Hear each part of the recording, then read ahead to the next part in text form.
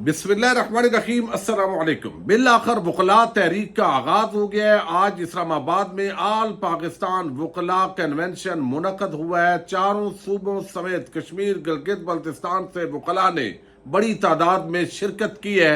रबिया बाजवा, एतजाज एहसन, लतीफ खोसा, बाबर अवान की तकरीरों ने किस तरह नई आग भड़का दी है।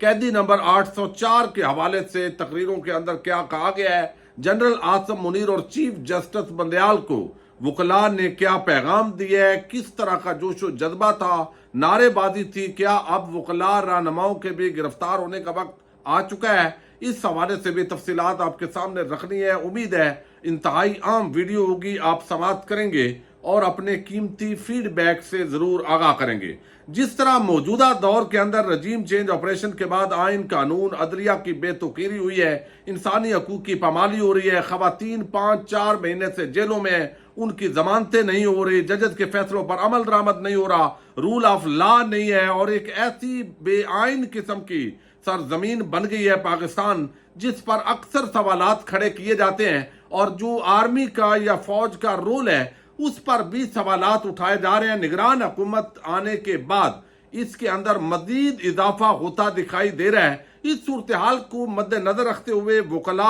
आइन की सरबलंदी के लिए अब मैदान में आया है और उसके अंदर जो हामिद खान ग्रुप है, खास तौर पर जो इस वक्त आबद जुबैरी है, सुप्रीम कोर्ट बार एसोसिएशन के ज़रिए तमाम जो आज का ये कन्वेंशन हुआ है, ये कितना अहम है। मैं पहले तो आपको बता दूं कि आज जो तकरीरें हुई हैं, इन तकरीरों के बाद हो सकता है कि कुछ वकला रहनुमाओं को गिरफ्तार कर लिया जाए। यानी एक तरफ जो है वो आप देख रहे हैं सरमायाकारी की बातें आ रही हैं और अब ये तासर भी दिया जाएगा कि शायद ये वकला जो है ये भी इसके अंदर जो है वो कोई खराबी पैदा करने के लिए आ गए हैं। जो आज की तकरीरें हैं वो चंद शख्सियात की मैं आपके सामने रखता हूं ताकि अंदाजा हो कि हालात आने वाले दिनों के अंदर कितने संगीन होने जा रहे हैं। वकला में एक तो कहा गया रबिया बाजवा, ये बड़ी एनर्जेटिक बार काउंसिल की मेंबर है, इन्होंने कहा कि वकला में मौजूद काली भेड़ों की निशानदेही करें।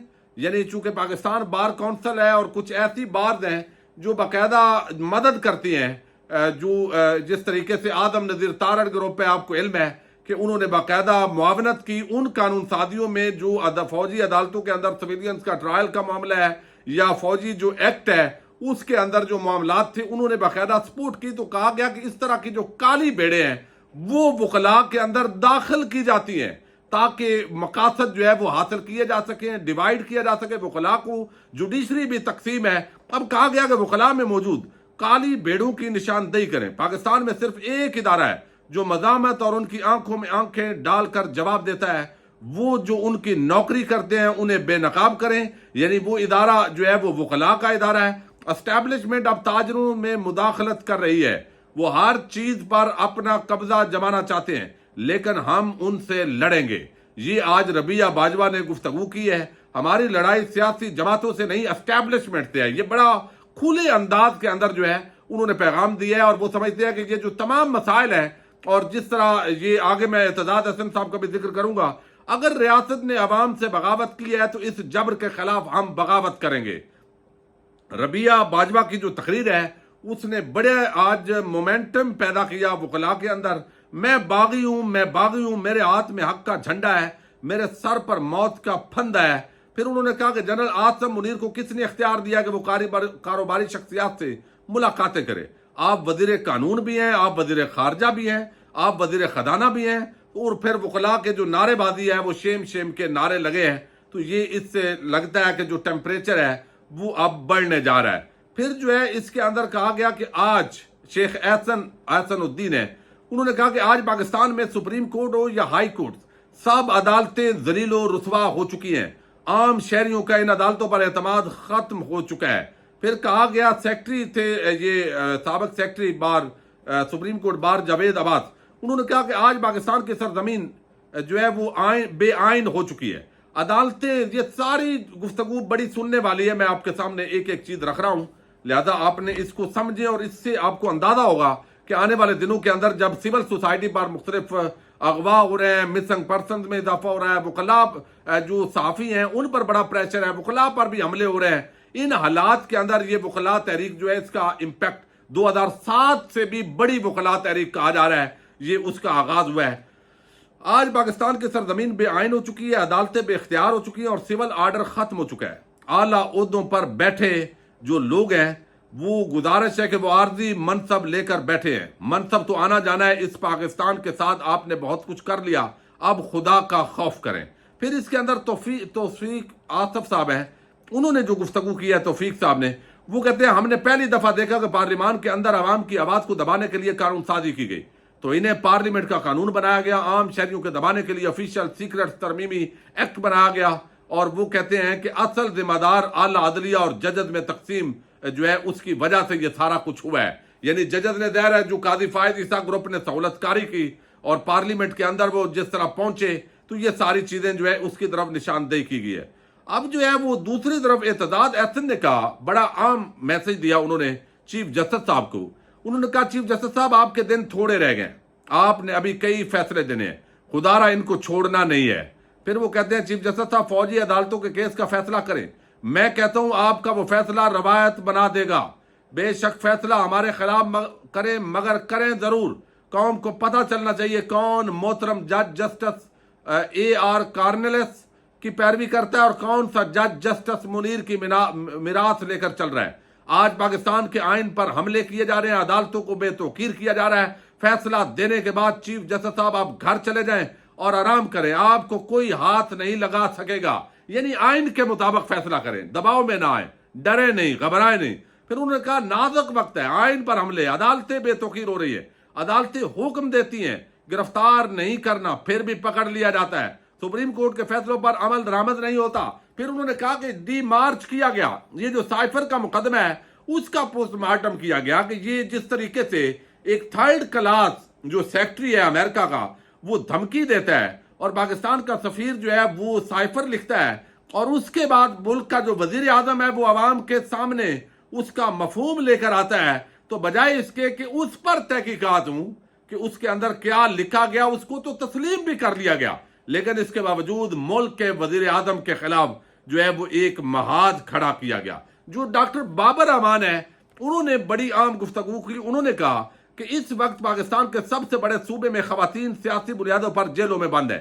سپریم کورٹ سے اپیل کرتا ہوں کہ سیاسی انتقام میں جیلوں میں بند خواتین کے حوالے سے ایکشن لیں۔ آپ کس بات کا انتظار کر رہے ہیں؟ دستور ہو تو خواتین کو ایک کیس سے بری ہونے پر دوسرے کیس میں گرفتار نہیں کیا جا سکتا۔ ملک کو دل دل سے نکالنے کا واحد راستہ آئین کی پیروی میں ہے۔ آئین پاکستان کہتا ہے کہ 90 دنوں کے اندر انتخابات کروائے جائیں، تو لہذا یہ انتخابات ہونے چاہیے۔ چیف جسٹس صاحب جو ہے وہ اب ساری چیزیں، جو لطیف کھوسا ہے انہوں نے بھی بڑی جذباتی تقریر کی ہے۔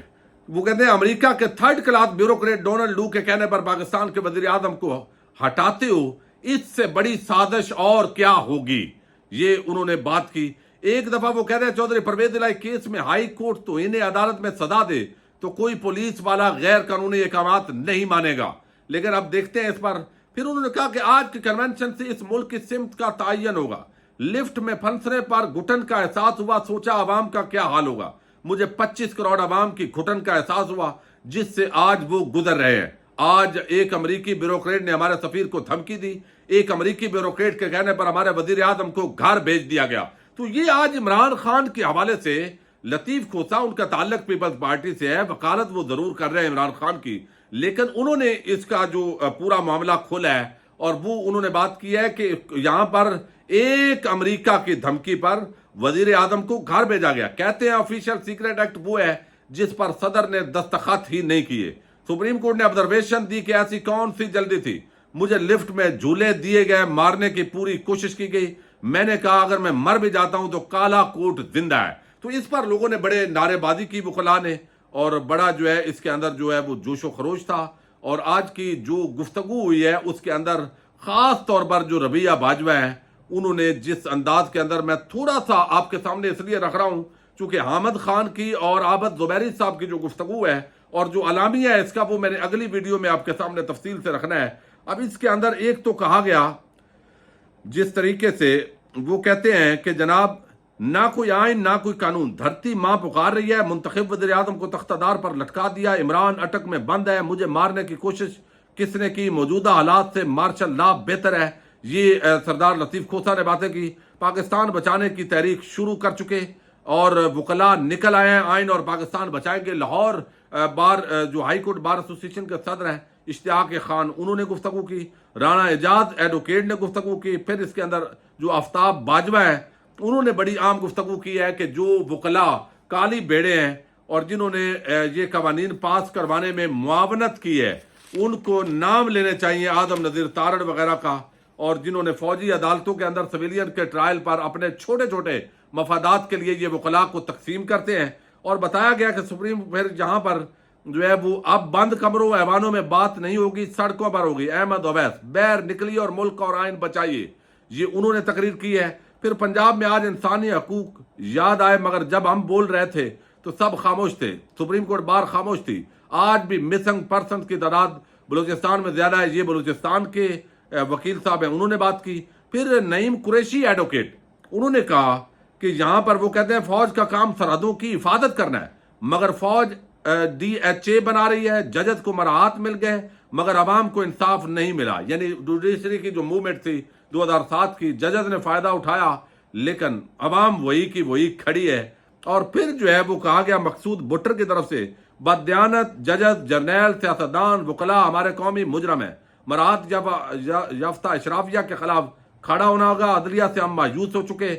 ملک میں آئین ہے مگر اس کی پامالی سر عام قتل ہو رہا ہے. کسی کو افسوس اور ماتم نہیں. عدلیہ فیصلے نہیں کر رہی. پنڈی کی سپر پاور کے سامنے تمام ادارے اور ججز سرنگو ہیں. شعیب شاہین, انہوں نے بھی اسی طرح کی تقریر کی. اعتداد احسن کی آپ کو بتا چکا ہوں. تو وکلاء تحریک کا آغاز ہو گیا ہے. اب ظاہر ہے وکلاء کی گرفتاریاں بھی ہوں گی, ڈنڈے بھی چلیں گے, لیکن اب یہ کس حد تک کامیاب ہوتی ہے یہ تو آنے والا وقت بتائے گا. لیکن اس وقت جب عوام ڈر اور خوف کی وجہ سے, مہنگائی کی وجہ سے خاموش ہو کے بیٹھی ہے اور جتنا بیچارے آواز بلند کر سکتے ہیں انہوں نے کی ہے, وکلاء اب کالا کوٹ جو ہے وہ اب میدان میں آیا. دیکھتے ہیں 2007 کی جو کامیابی ملی اس طرح کی کوئی آئین کی بحالی, قانون کی بحالی اور اس حوالے سے جو رول آف لا ہے اس پر کامیابی ملتی ہے یا نہیں. بہرحال یہ اسٹیبلشمنٹ کے خلاف, طاقتور حلقوں کے خلاف پہلی منظم اور باضابطہ جو تحریک ہے اس کا آغاز ہے. نتیجہ کیا نکلتا ہے وہ آنے والا وقت بتائے گا. اجازت دیجیے گا, اللہ حافظ.